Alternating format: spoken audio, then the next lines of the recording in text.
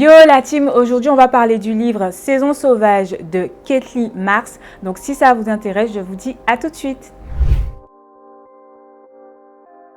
Imaginez-vous, vous êtes en 1960 en Haïti sous la dictature du valériste et vous vous retrouvez seul sans protection dans un régime qui est très autoritaire et vous ne savez pas quoi faire. Dans Saison sauvage, Kathleen Marks nous propose une histoire, un destin qui a pu avoir lieu en Haïti dans cette dictature.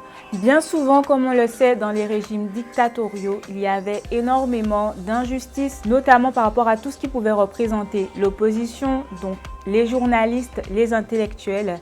Et dans ce livre, c'est l'histoire de Nirva Leroy qui se retrouve avec ses deux enfants sans son mari, Daniel Leroy, qui va être emprisonné à cause de ses idées et notamment à cause du parti politique qu'il soutient. Dans un premier temps, Nirva va tout faire pour avoir des informations et essayer de libérer son mari. Elle va donc avoir le contact du secrétaire d'État et entre eux va naître une relation purement, on va dire, pour elle utilitaire parce qu'elle va vraiment tenter de garder un contact avec cet homme pour maintenir son mari en vie. On est vraiment plongé dans la dictature du valériste. Les lieux qui sont évoqués dans le livre existent réellement. Il y a certains noms également, moi, qui m'ont semblé assez familiers. L'auteur n'a pas hésité à s'inspirer des hommes politiques qui existaient à cette époque ou qui étaient dans le paysage médiatique pour créer des personnages à ce roman. Donc c'est un livre qui nous ramène à une réalité qui a bel et bien existé.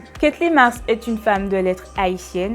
Elle écrit aussi bien des poèmes que des nouvelles et des romans de fiction. Son œuvre a été saluée par plusieurs prix, le prix Claus, le prix Jacques-Stéphane Alexis et le prix Senghor de la création. Donc ce livre, je le conseille à tous ceux qui s'interrogent sur cette période trouble de l'histoire. Et lire un récit tel que celui-ci nous donne non seulement un éclairage, mais il peut servir aussi à nous apaiser et à répondre à certaines de nos questions. Si vous avez lu ce livre, n'hésitez pas à nous dire ce que vous en avez pensé en commentaire. Si vous nous conseillez d'autres livres, n'hésitez pas aussi à nous le dire. Quant à moi, je m'en vais préparer ma prochaine chronique sur le livre de Marie Gufflet, J'ai gravi la montagne et touché le ciel. Donc je vous dis à très bientôt. Yeah.